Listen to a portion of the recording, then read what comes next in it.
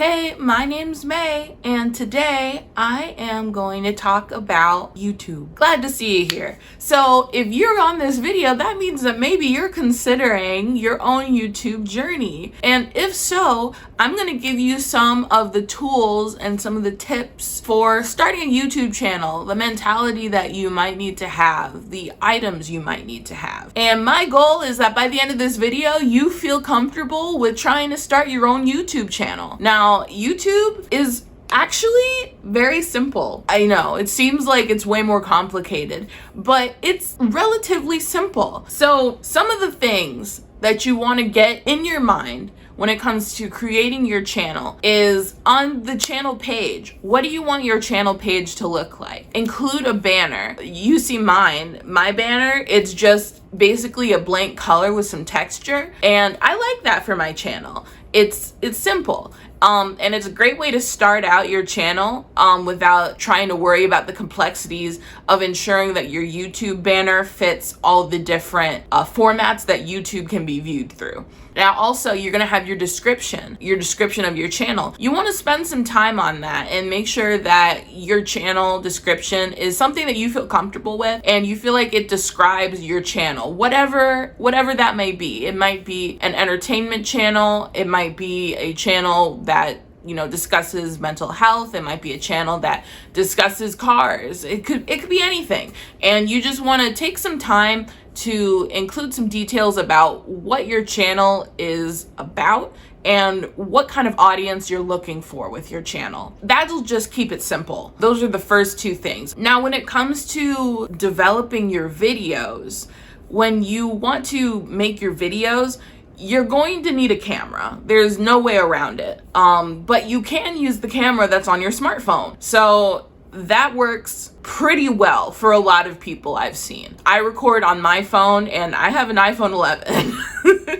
So I keep it fairly simple with my recording tools. You could get a bigger camera, you could get a fancy camera, but in order to start your channel and to start growing your channel, you just need to be able to record, and that's it. So I wouldn't recommend investing in really high tech until much later down your journey, like once you've already been monetized and whatnot, and you're already getting income from your YouTube channel. Just because it could be, where you spend all this money on a camera, and then if you decide that you don't want to do YouTube anymore, then you've spent all this money on a camera that you're not going to keep using. So personally, I'd say hold off on the fancy camera, use what you got. Now also, keeping in mind that mentality of just using what you got, don't allow your surroundings to prevent you from making your content, whatever that content may be. If you don't feel comfortable with the backgrounds that you have available to you, that is still okay. It's still okay to go ahead and record, even if you don't feel comfortable with those backgrounds. I'm going to say this because it's never going to be 100% perfect. Like, the reason why certain YouTubers have a super fancy looking background, for a lot of them, it's because they started just in their home and they kept going. They kept being consistent. They have that fancy background because they've kept with YouTube. And in the beginning, a lot of them didn't have the super fancy looking backgrounds, You gotta kind of keep your eye on the prize there when it comes to, what you want your background to look like, and just don't give up before you've even started when it comes to developing your content. Because I can tell you that whatever your background is, it's still something that people haven't seen before. So there's still intrigue, there's still interest. And I can say for me personally that something that kind of held me back for a little bit was not feeling confident in the backgrounds that I had available for making content. It kind of is what it is right now. And at the same time, people don't only focus on what your background looks like. They also focus on the content that you're going to be providing for them. I'd say try not to overthink it. And even if it still bothers you, if you really want to do a YouTube channel, sometimes you might just have to ignore ignore the little voice in your head that says, oh, my background isn't good enough. That little voice doesn't know what they're talking about. That little voice is just there to ruin your day. Ignore that little voice because it serves minimal purpose. So, you know, keep going and don't worry about it. Like, literally, just seriously, whatever your background is, don't worry about it.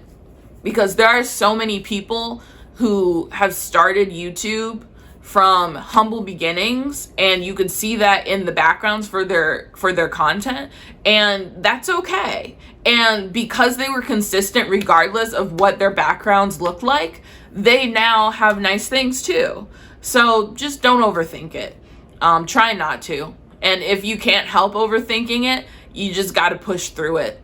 And eventually, the more that you record with your backgrounds, the more comfortable you're going to feel with it.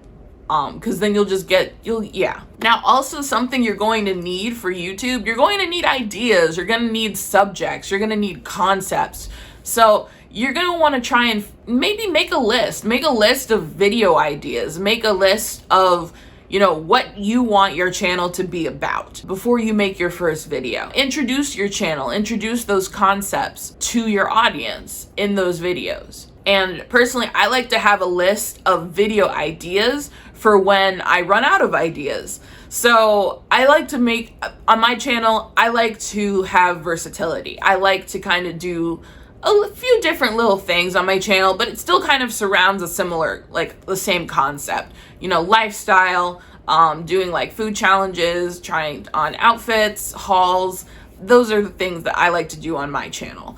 But you might want to do something different with your channel, and that's okay. Just having a list of, but trying to keep it around a certain vibe, certain concept, that can also help your channel grow by having content that mirrors each other without being the same thing. Obviously, you don't want things to get boring. But yeah, I definitely recommend having a list of ideas that you want to make videos on, and then just go down that list, or, you know, keep it for days when you're not sure what kind of content to make, and then go down that list, and then it usually will give you an idea, or you'll find something on that list that excites you or gives you some creative juices to go ahead and make content. Speaking of, when it comes to making content, I just want to mention too that it can be very good to be consistent with your posting schedule when you're starting your YouTube channel. You can schedule videos ahead of time, so that can make it a little bit easier. You just upload it and then you schedule it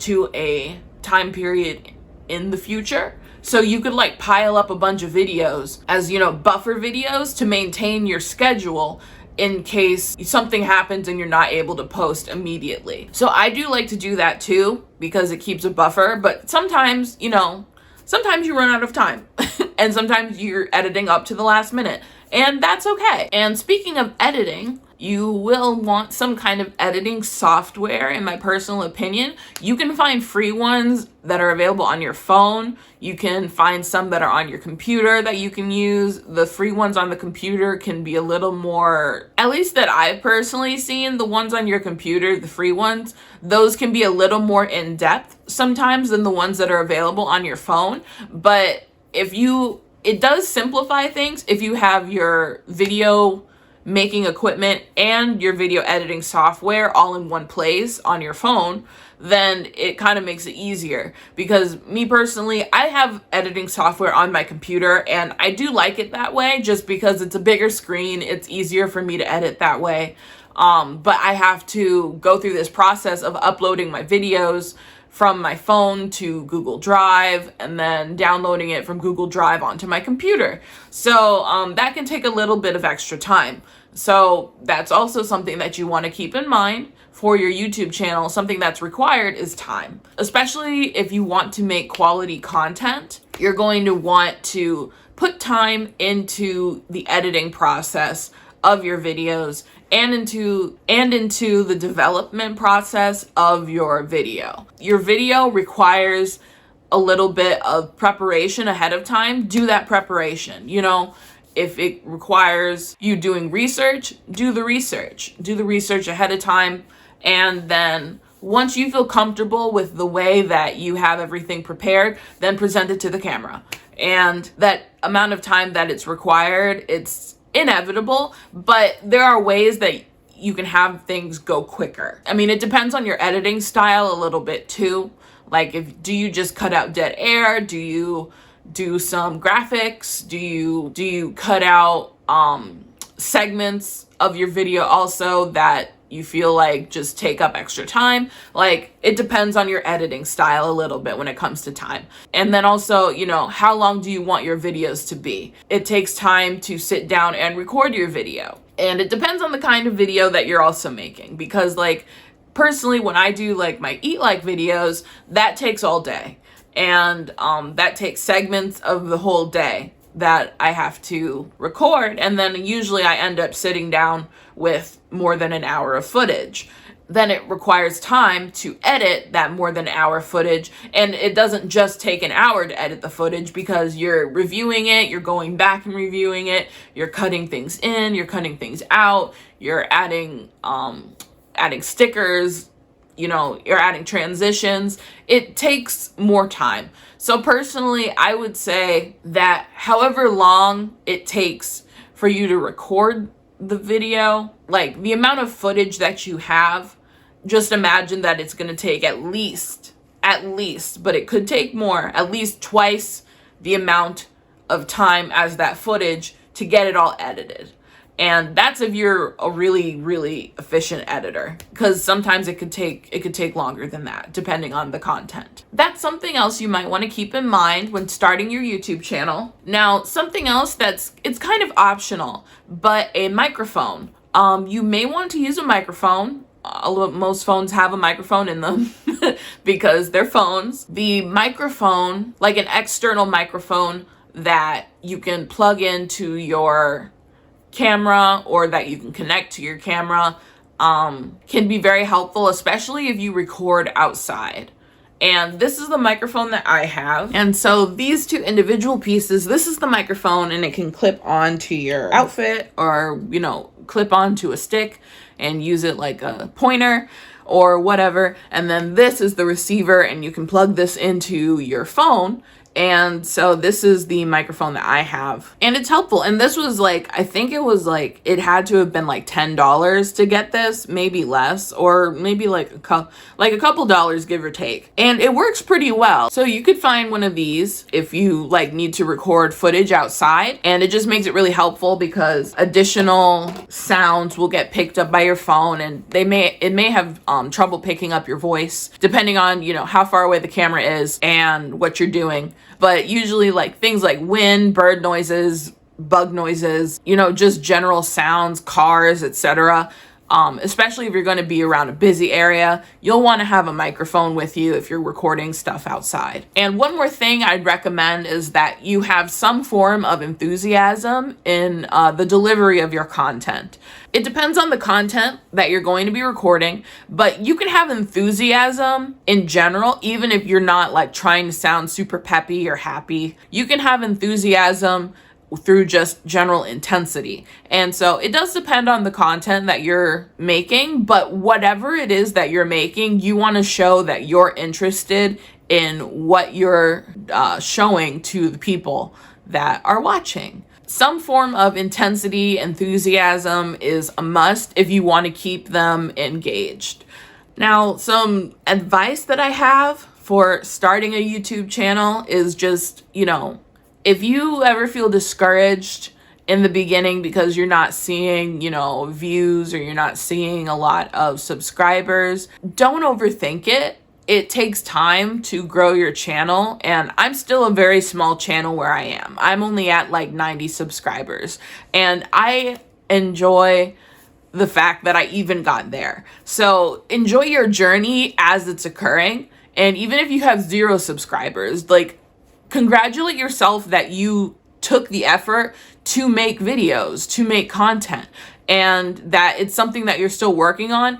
And if you are putting your best foot forward in developing your content, you're going to see growth regardless. It may not be, immediately, but you just got to stick with it. Once you stick with it long enough, you're going to see more subscribers. You're going to see more growth, especially if during that period of time through you trying to grow your channel, you make an effort to learn from other YouTubers, to look at videos like this one where you get ideas for how to grow your channel. I would also say just don't obsess over it. Don't obsess over the channel growth. It'll happen naturally. You don't want to give yourself undue stress when it comes to trying to grow your channel, just for your health's sake. Because if you start getting super anxious about it, then you're losing all the fun. You're losing all the fun, and that'll show in your content too. I'd say just try and keep it genuine. As you try to keep it genuine, don't stress out too hard about it.